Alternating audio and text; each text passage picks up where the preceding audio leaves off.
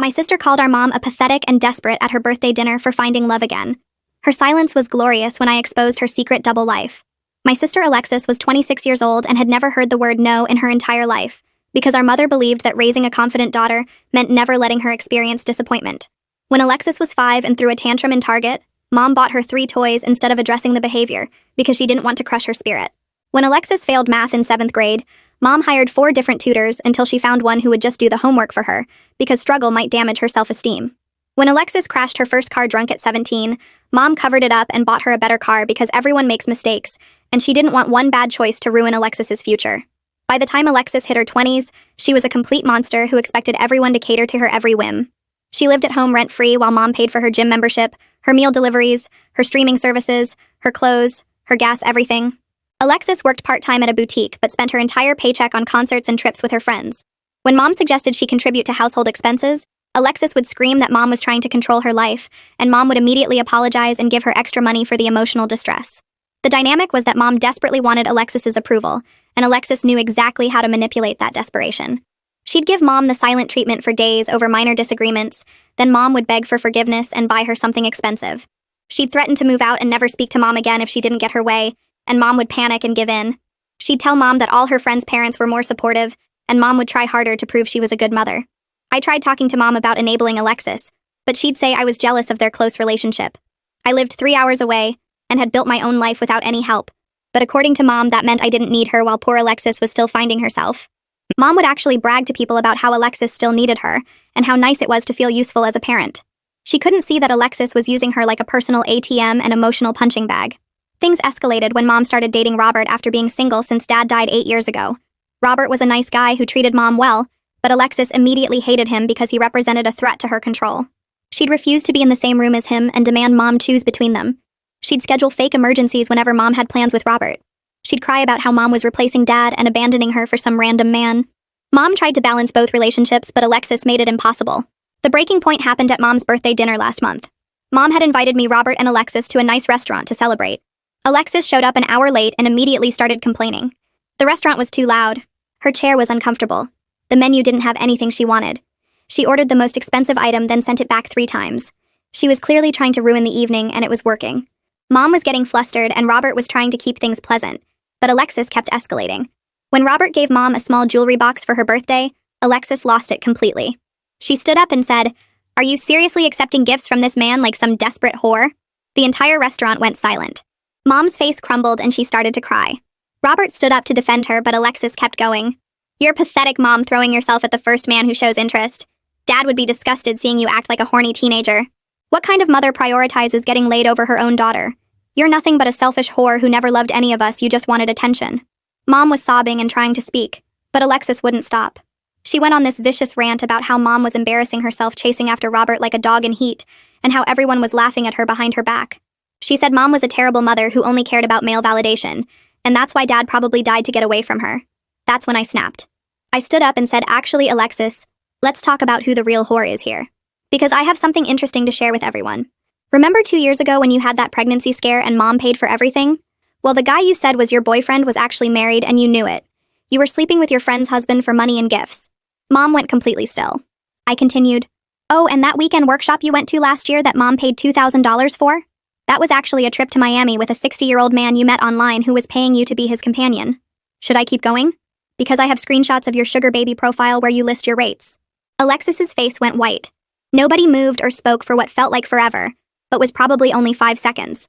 Alexis just stood there with her mouth hanging open, and all the color drained from her face while her hands gripped the edge of the table. Mom looked confused at first, like she didn't understand what I'd said, but then her expression changed to something worse as the words sank in. Robert kept his hand on Mom's shoulder and squeezed gently, while his other hand stayed visible on the table, trying to project calm. The couple at the table next to us stopped eating mid-bite and stared. A woman 2 tables over whispered something to her husband. The server who'd been approaching our table froze with a water pitcher in her hand and slowly backed away. Everyone in that restaurant knew something bad was happening, and they couldn't look away even though they were trying to pretend they weren't watching our family fall apart. Alexis recovered first, like she always did when backed into a corner. She started screaming that I was a jealous liar who made up stories because I couldn't stand that she and Mom were close. Her voice came out high and shaky even though she was trying to sound confident and angry. She pointed at me with a trembling finger and said I'd always been jealous of their relationship, and now I was trying to destroy it with fake evidence and lies. She told Mom not to believe anything I said because I was bitter about living so far away and not being needed. But her face stayed pale and her hands shook as she talked. She kept touching her hair and adjusting her shirt, which she always did when she was lying. Mom knew those tells too because I saw recognition flash across her face. I pulled my phone out of my purse and held it up. I said calmly that I could show everyone the screenshots right now if Alexis wanted to keep calling me a liar. I unlocked the screen and started opening my Photos app. Alexis lunged across the table so fast she knocked over a wine glass. She grabbed for my phone with both hands and her nails scratched my wrist. Robert caught her arm before she could reach the phone and held her back while she struggled against him. The server rushed over looking nervous and asked if everything was okay in this tight, polite voice. Robert kept his grip on Alexis's arm and told the server we were fine, but we'd take the check now. Alexis tried to pull free, but Robert held firm without hurting her. She finally stopped struggling and collapsed back into her chair, breathing hard. The server hurried away, practically running to get our check and get us out of there. Mom finally spoke in this tiny, broken whisper that barely counted as a voice. She asked me if what I said was true, and her eyes were already filling with tears. I could see she knew the answer from how Alexis was acting, but she needed to hear me say it out loud.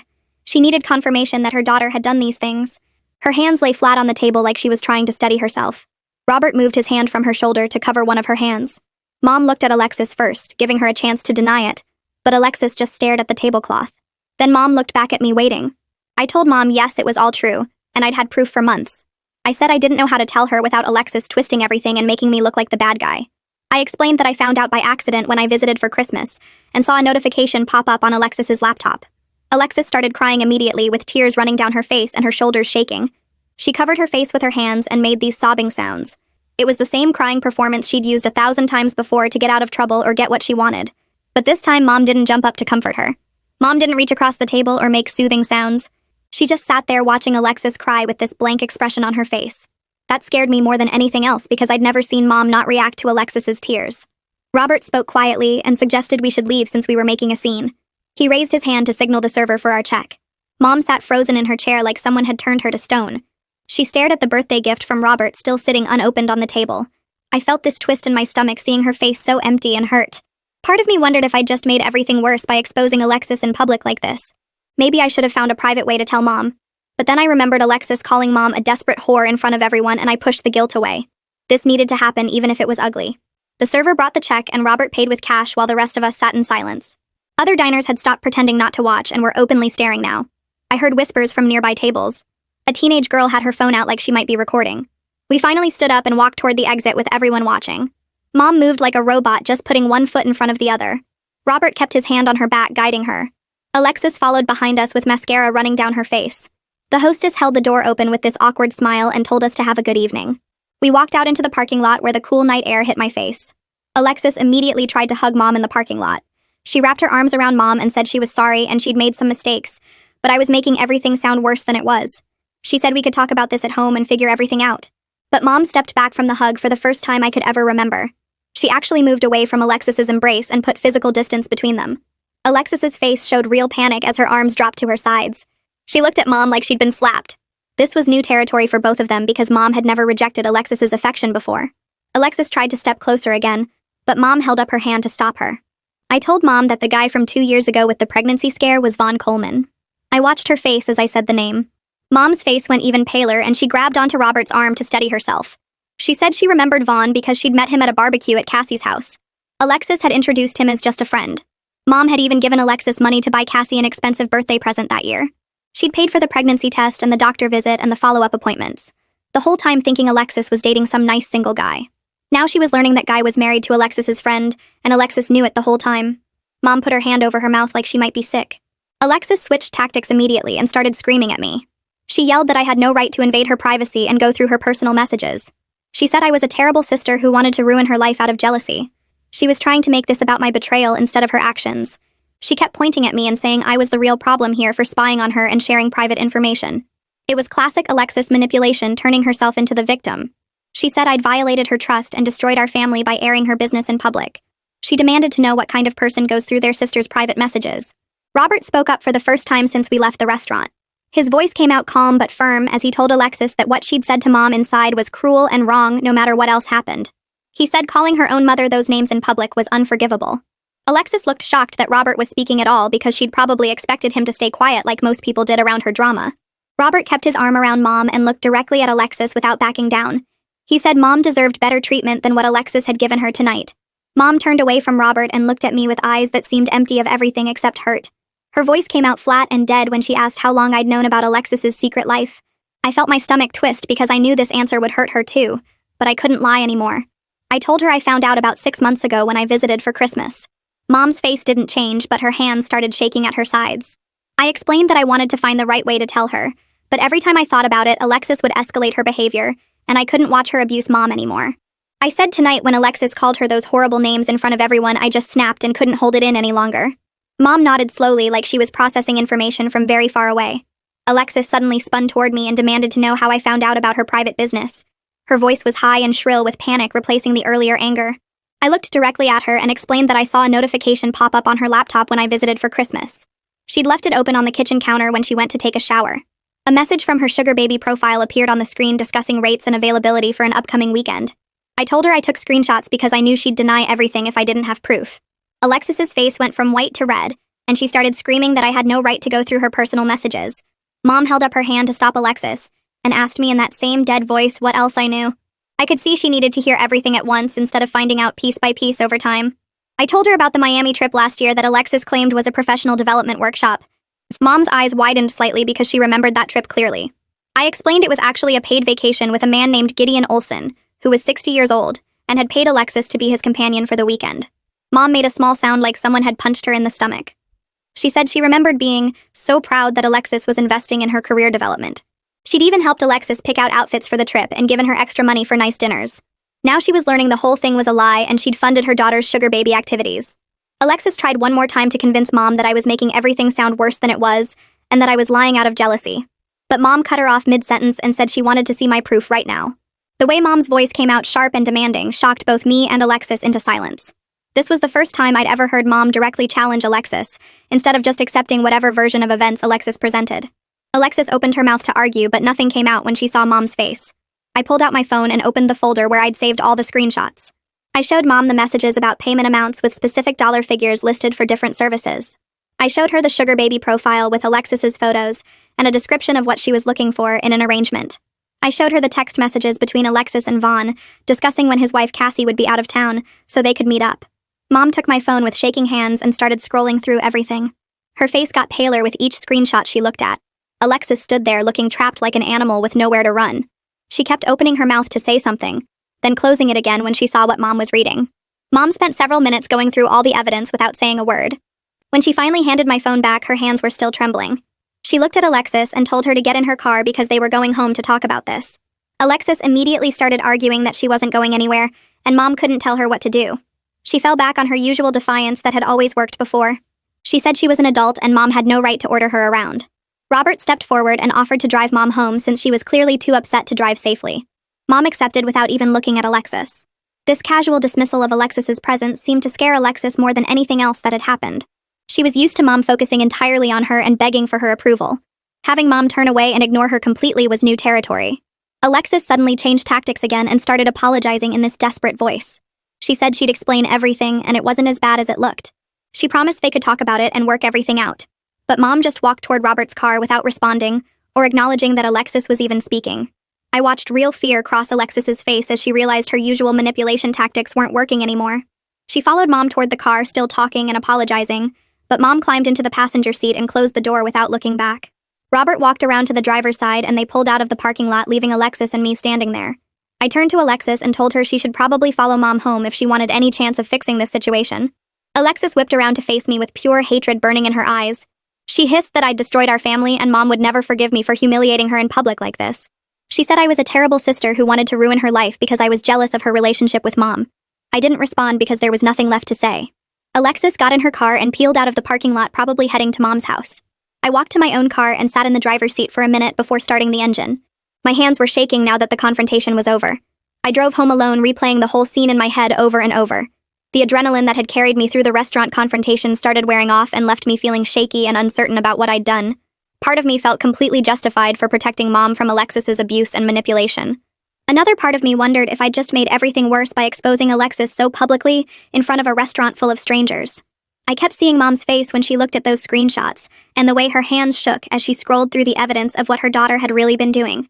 I wondered if Mom would end up blaming me for destroying her relationship with Alexis, instead of blaming Alexis for her own choices. My phone buzzed about an hour after I got home and I grabbed it hoping for some update from Mom. It was Robert texting that he got Mom home safely, and she asked him to give her some space to talk with Alexis alone. He added that he wanted to thank me for standing up for Mom even though he knew it was hard to do what I did. Reading his message made me feel slightly better about my methods, but not enough to stop the sick feeling in my stomach. I kept replaying the moment when I exposed Alexis, and seeing Mom's face crumble as she scrolled through those screenshots.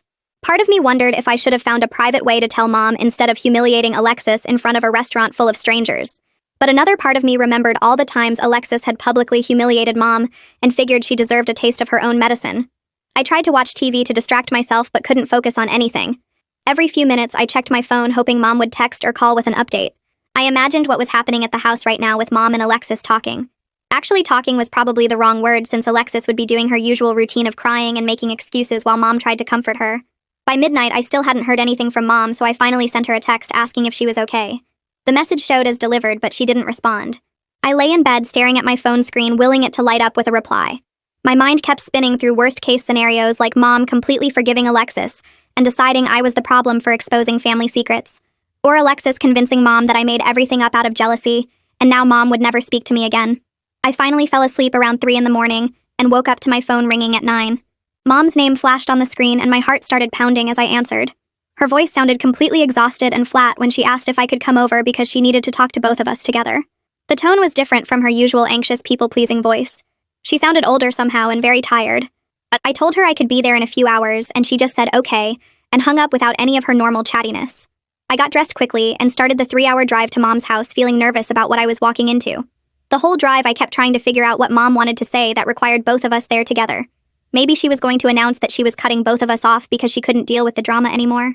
Or maybe she was going to make us apologize to each other and play happy family. When I pulled up to Mom's house, I immediately noticed Alexis's car still in the driveway, which surprised me. I figured Alexis would have stormed off to stay with friends like she usually did when things got difficult. Mom opened the door before I could knock, and I barely recognized her face. Her eyes were red and swollen from crying, but her expression looked strangely calm and determined instead of the usual anxious uncertainty. She told me to come in and that Alexis was already in the living room. I followed Mom inside and found Alexis sitting on the couch looking like she hadn't slept either. Her makeup was smeared and her hair was messy, and she wouldn't look at me when I sat down in the chair across from her. Mom stood in front of both of us and announced that she spent all night thinking about everything that happened. She said she realized she had failed both of us as a parent in different ways. She told Alexis directly that she created a monster by never making her face any consequences for her actions. Then she turned to me and said she forced me to become the parent by refusing to see the truth about what was happening. Alexis started to interrupt with some excuse, but Mom actually raised her voice and told her to be quiet for once and just listen. I had never heard Mom use that sharp tone with Alexis in my entire life. Both Alexis and I just stared at Mom in complete shock, because this wasn't the doormat mother we knew. Mom continued talking in that same firm voice and told Alexis she had exactly 1 month to find a job that paid enough to cover rent somewhere else. She said Alexis would not be living in this house for free anymore, and that was final. Alexis's face went from shocked to furious in seconds, and she started yelling that Mom couldn't just kick her out with nowhere to go. She said it wasn't fair, and Mom was being cruel, and she had no way to afford an apartment on such short notice. Mom didn't back down or apologize like she normally would have. Instead, she told Alexis that she had 26 years of support and free rides, and all of that ended right now. She said if Alexis wanted to continue having any relationship with her, then she needed to start acting like an adult instead of a spoiled child. Alexis turned to me with desperation on her face and begged me to talk some sense into Mom. She said I was the reasonable one and I needed to explain to Mom that this was too extreme. But I stayed completely quiet because this was exactly what needed to happen about 10 years ago. Alexis realized I wasn't going to help her and her face twisted with rage. She jumped up from the couch and started screaming that she was leaving right now and we would never see her again. It was her usual threat that had always worked perfectly to make Mom panic and give in. But this time, Mom just looked at her calmly and said, "Okay." She didn't chase after Alexis or beg her to stay or promise to change her mind. Alexis stood there for a moment, clearly expecting Mom to crack and start apologizing. When Mom just kept looking at her with that same calm expression, Alexis grabbed her purse and stormed toward the door. She yelled over her shoulder that we would both regret this and slammed the front door so hard the pictures on the wall shook. We heard her car start up, and then the sound of tires squealing as she peeled out of the driveway way too fast. The house went completely silent after Alexis left. Mom stood frozen in the same spot for about 10 seconds, and then her face crumpled and she started sobbing. I got up and put my arms around her while she cried harder than I'd ever seen her cry before. She kept saying between sobs that she didn't know who Alexis really was anymore. She asked how she could have raised someone who was capable of doing those terrible things to other people. I tried to tell Mom that Alexis made her own choices and Mom couldn't take responsibility for everything, but Mom shook her head hard and pulled away from my hug. She said no. This was on her because she enabled every single bad choice by protecting Alexis from consequences. Her voice got stronger as she talked, and she started listing all the times she made excuses for Alexis's behavior. The drunk driving incident where she paid off the other driver instead of letting Alexis face charges. The time Alexis stole money from her purse and Mom just gave her more instead of confronting her. The countless jobs Alexis quit or got fired from where Mom always blamed the boss or the coworkers instead of Alexis. She said every time Alexis did something wrong, Mom threw money at the problem or made excuses, and that taught Alexis she could do whatever she wanted without consequences. Mom's hands were shaking as she counted off all these moments, and I realized she'd been aware of the pattern for a long time, but couldn't admit it to herself. She said she kept telling herself she was being a supportive mother, but really she was just scared of Alexis rejecting her. Mom looked at me with red eyes and asked why I didn't tell her sooner about what I discovered. Her voice was quiet and hurt, and I felt my stomach twist with guilt. I admitted I was afraid she would choose Alexis over me like she always does. The words came out before I could stop them, and Mom's face crumbled again. She started crying harder and grabbed my hand, saying she was so sorry for making me feel that way. She said she understood now why I didn't trust her to handle the truth about Alexis. She kept apologizing over and over for putting Alexis first, and making me feel like I didn't matter as much. I started crying too because hearing Mom finally acknowledge it made years of feeling invisible suddenly real. We sat there on the couch crying together for a while before Mom wiped her eyes and said we needed to talk honestly. We spent the whole afternoon talking for the first time in years without the usual careful dancing around topics. Mom told me about all the times she knew Alexis was manipulating her, but convinced herself she was just being a supportive mother. She described moments where Alexis would give her the silent treatment, and Mom would panic thinking she was a bad parent. She talked about how scared she was of Alexis cutting her off completely, so she just kept giving in to every demand. Mom said she realized now that she wasn't helping Alexis. She was hurting her by never making her face reality. She told me about times when Alexis was younger where Mom saw warning signs, but ignored them because addressing them felt too hard. Like when Alexis bullied kids at the school, and Mom blamed the other children for being too sensitive. Or when Alexis lied constantly, and Mom pretended to believe her because confronting the lying meant admitting her daughter had a problem. Mom's voice got quieter as she admitted she was so focused on being Alexis's friend that she forgot to be her parent. She said after Dad died she felt so alone, and Alexis needing her made her feel useful and wanted. That need became more important than actually helping Alexis grow into a decent person. Around 5 that evening, Robert called to check on Mom. She put him on speaker and told him what happened with Alexis storming out. Robert's voice was gentle as he offered to come over, but Mom said she needed time to process everything. She thanked him for being patient with her complicated family situation, and Robert said he wasn't going anywhere. After she hung up, Mom looked at me and said, Robert deserved better than the mess she'd created with Alexis. I told her Robert clearly cared about her and seemed willing to deal with the complications. Mom smiled a little for the first time that day. Over the next few days, Alexis sent Mom dozens and dozens of texts. I saw Mom's phone lighting up constantly with messages that went from apologizing to blaming me for turning Mom against her. Some texts said Alexis was sorry and wanted to come home and talk. Others said I was a jealous person who always wanted to ruin Alexis's relationship with Mom. A few said Mom was being cruel and unreasonable for kicking her out with nowhere to go. Mom read each one with this tired expression, but only responded once. Her message was short, saying the 1-month deadline stands, and Alexis needs to figure out her living situation. No arguing or explaining, just a simple statement. I watched Mom type it and hit send without the usual anxiety about Alexis's reaction. I got my own flood of nasty texts from Alexis over those same days. She called me every name she could think of in messages that got meaner as days went by. She said I was a jealous person who destroyed her life because I couldn't stand that Mom loved her more.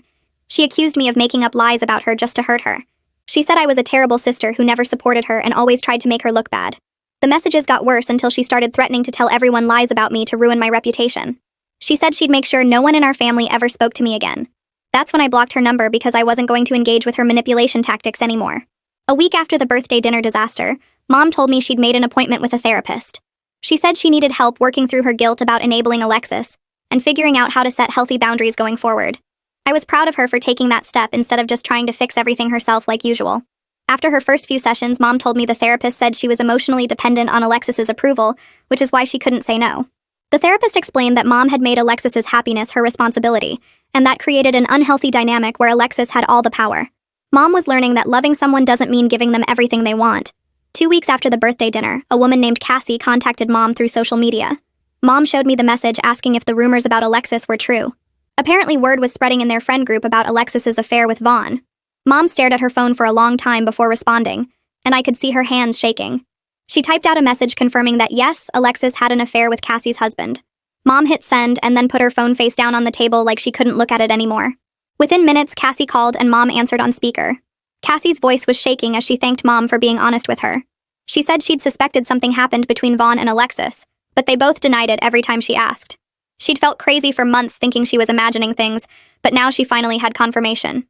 So Cassie started crying on the phone, saying this gave her what she needed to move forward with her divorce. Mom apologized over and over for what Alexis did, but Cassie said it wasn't Mom's fault. Before hanging up, Cassie mentioned something else that made Mom go pale. She said Alexis had borrowed money from her multiple times over the past year, claiming she needed help with bills. Now Cassie realized Alexis was spending that money on trips and concerts while sleeping with her husband. Mom immediately offered to pay Cassie back every penny, but Cassie said no. She said she just wanted nothing to do with Alexis ever again and hung up. Mom sat there staring at nothing, and I knew she was adding this to the growing list of Alexis's betrayals she was trying to process. 2 days later, the boutique manager called Mom's phone asking if she had new contact information for Alexis, because she hadn't shown up for her scheduled shifts all week. Mom answered the call on speaker while I was visiting, and I watched her face go through several emotions as the manager explained they'd tried Alexis's number multiple times with no response.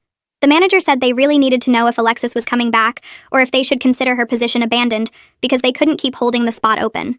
Mom told the manager she didn't have current contact information for Alexis and suggested they make whatever staffing decisions they needed to make. After she hung up, Mom sat there staring at her phone, and I could see her mind working through the implications. Alexis had probably been fired for no-call, no-show, which meant she had no income, and Mom started wondering out loud where Alexis was staying and how she was supporting herself. I stopped her before she could spiral into worry mode, and reminded her that this was exactly how the cycle started again. Mom admitted she kept wanting to call Alexis and make sure she was okay, but her therapist had told her during their last session that the enabling instinct was the exact thing she needed to resist. She said her therapist explained that worrying about Alexis's well-being was natural, but acting on that worry by rescuing her would undo all the boundary work they'd been doing. Mom picked up her phone 3 different times that afternoon like she was going to text Alexis, then put it back down each time. I stayed with her for a few hours to help her resist the urge to reach out, and we talked about how Alexis was an adult who made her own choices and needed to face the results of those choices. Mom kept saying she knew I was right, but it felt wrong to not know if her daughter was safe or had a place to sleep. I reminded her that Alexis had friends and resources, and if she was truly in danger, she knew how to ask for help. 3 weeks after the restaurant confrontation, I was at work when Mom called me sounding shaky and said Alexis had just shown up at her house. Mom was standing at her front door with Alexis on the porch, begging to be let back in and promising she would change everything. I could hear Alexis's voice in the background pleading and crying while Mom held the phone. Mom told Alexis the answer was no and she needed to figure out her own life, and I heard Alexis start crying harder. Mom's voice was firm when she said Alexis couldn't come back home and needed to find her own place to live. Alexis kept begging and saying she had nowhere else to go, but Mom stood there at the door not moving. I stayed on the phone listening while Mom repeated that Alexis was 26 years old and needed to be responsible for herself now. After a few more minutes of Alexis crying and pleading, Mom told me she needed to go, but she was going to hold firm on her boundary. She hung up and I sat at my desk worried about what would happen next, but also proud that Mom was actually following through. Mom called me back an hour later and said she'd let Alexis sit on the porch and cry for about 20 minutes before Alexis finally broke down for real. These weren't the manipulative tears Alexis usually used, but actual genuine crying, where she admitted she'd been staying with different friends, but was running out of places to go. Alexis told Mom through the door that she'd applied for jobs but hadn't heard back yet, and she was scared about what was going to happen to her. Mom said hearing Alexis actually admit she was scared, instead of demanding or manipulating, made her want to cave in and let her inside. But instead, Mom opened the door and told Alexis she was sorry she was struggling. But this was what growing up felt like. Mom said she should have made Alexis face reality years ago instead of protecting her from every hard thing. Then Mom offered to help Alexis make a budget and look for apartments she could afford, but she wouldn't let her move back home. Alexis looked shocked that Mom was offering help without giving in completely, and she asked if Mom was serious about helping with apartment hunting. Mom said yes, she would meet Alexis at coffee shops to look at listings and fill out applications, but the boundary about not living at home wasn't changing. Alexis accepted the offer, and they made plans to meet the next day at a coffee shop near Mom's house. Over the next week, Mom and Alexis met 4 different times at various coffee shops to search rental listings on their laptops and fill out applications for studio apartments. Mom told me their interactions were stiff and awkward without the usual pattern of Alexis demanding things and Mom giving in to keep the peace. They talked about rent prices and security deposits and how much Alexis would need to earn monthly, but avoided discussing anything about the restaurant confrontation or Alexis's secret life. Mom said it felt like they were 2 strangers doing a business transaction instead of mother and daughter, but she was following her therapist's advice about keeping boundaries clear. Alexis showed up to every meeting on time, which was unusual for her, and actually seemed to be taking the apartment search seriously. Around this same time, Robert started coming around again now that the immediate crisis with Alexis had passed. Mom seemed genuinely happy to see him, and they went out for dinner twice that week without any drama or fake emergencies. Alexis actually met Robert once during this period when she showed up for an apartment hunting meeting and he was at Mom's house. Mom told me later that Alexis apologized to Robert for her behavior at the birthday dinner, which shocked everyone. Alexis's apology wasn't elaborate or dramatic, but she looked Robert in the eye and said she was sorry for the things she said, and she was wrong. Robert accepted the apology graciously and said he hoped they could start fresh. I met Mom and Robert for lunch the following weekend, and I could see how much lighter Mom seemed without the constant stress of managing Alexis's chaos.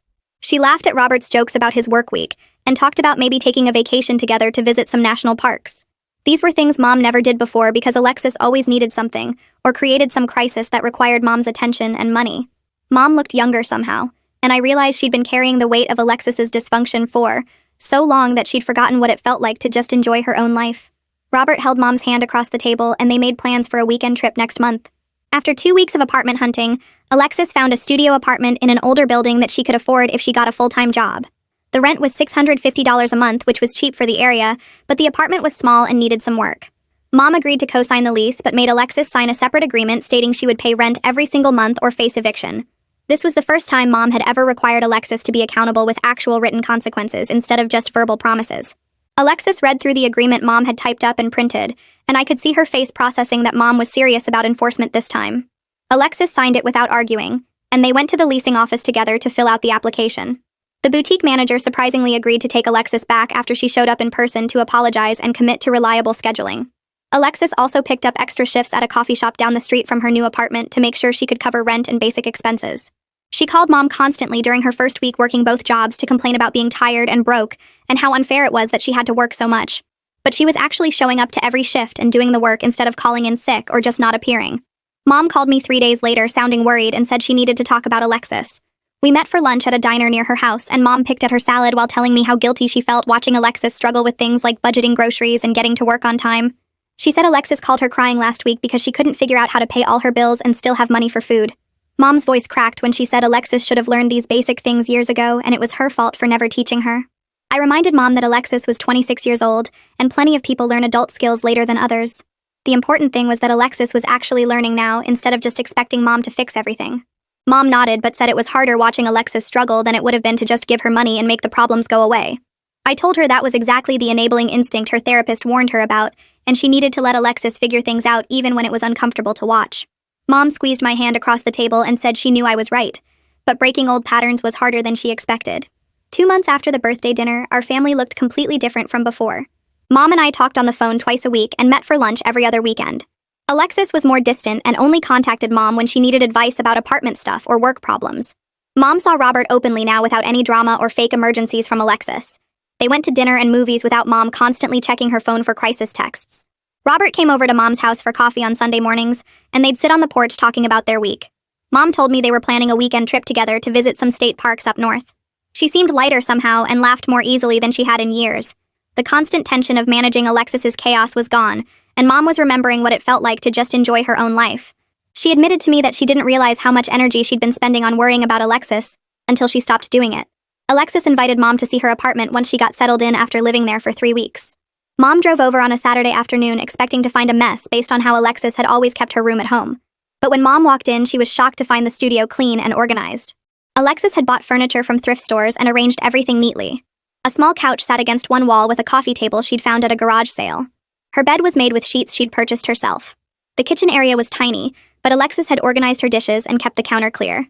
Mom told me later that Alexis seemed almost proud showing her around and pointing out things she'd bought or fixed herself. Alexis explained how she'd learned to meal prep on Sundays to save money during the week. She showed Mom her budget spreadsheet where she tracked every dollar she spent. Mom said Alexis's face looked different somehow when she talked about managing on her own.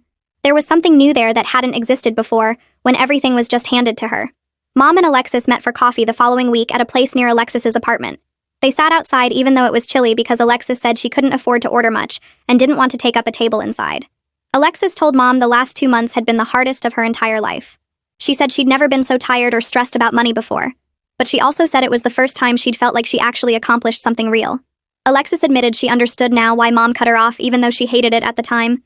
She said when everything came easy, she never felt good about anything because she didn't earn it. Now when she paid her rent on time or managed to save $20, she felt proud of herself.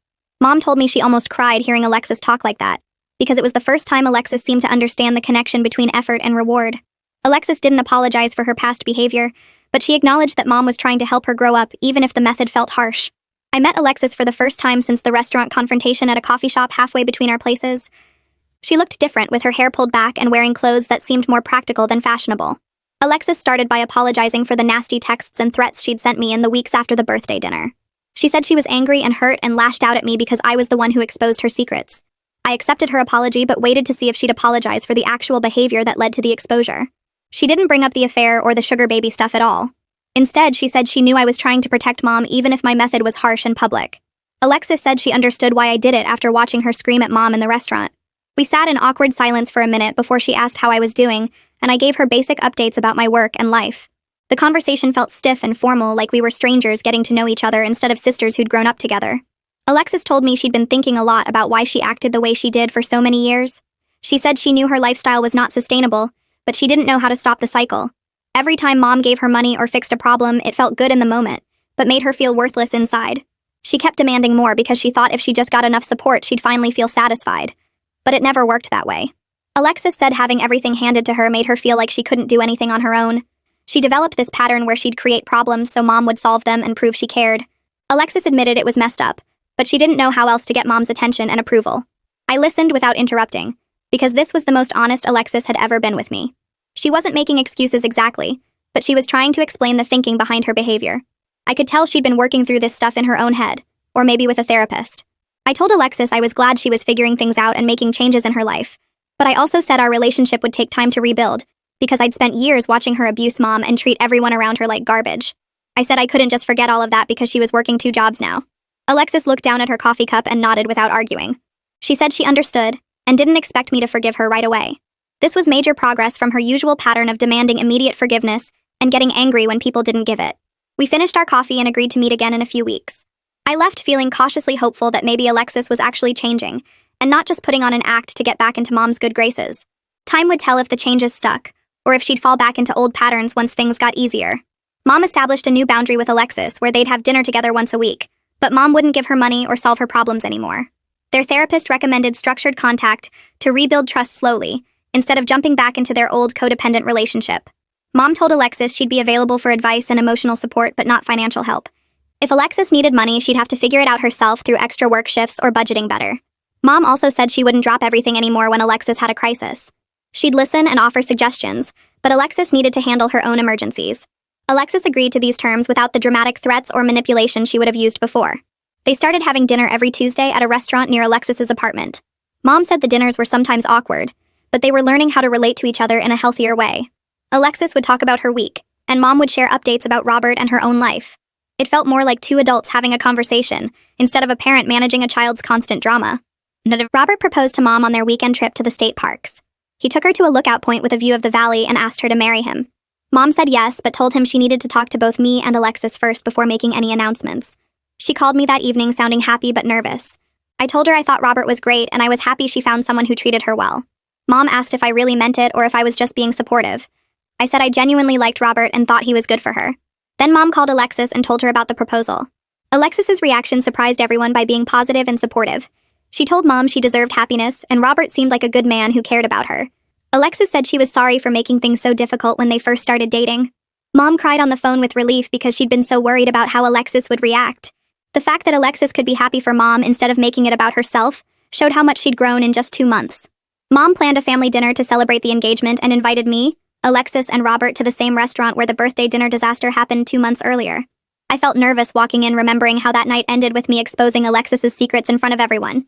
But this dinner was completely different from the start. Alexis arrived on time and greeted everyone politely. She shook Robert's hand and told him congratulations. Mom looked relaxed and happy instead of anxious about managing everyone's emotions. Robert held Mom's hand on the table and they looked at each other with genuine affection. Alexis ordered a reasonable meal and didn't complain about anything. She asked Robert questions about his work and seemed genuinely interested in his answers. When the server brought out a small cake to celebrate the engagement, Alexis smiled and raised her water glass for a toast. She said she was happy for both of them and hoped they'd be very happy together. The whole evening felt normal and pleasant, like a real family dinner instead of a battlefield.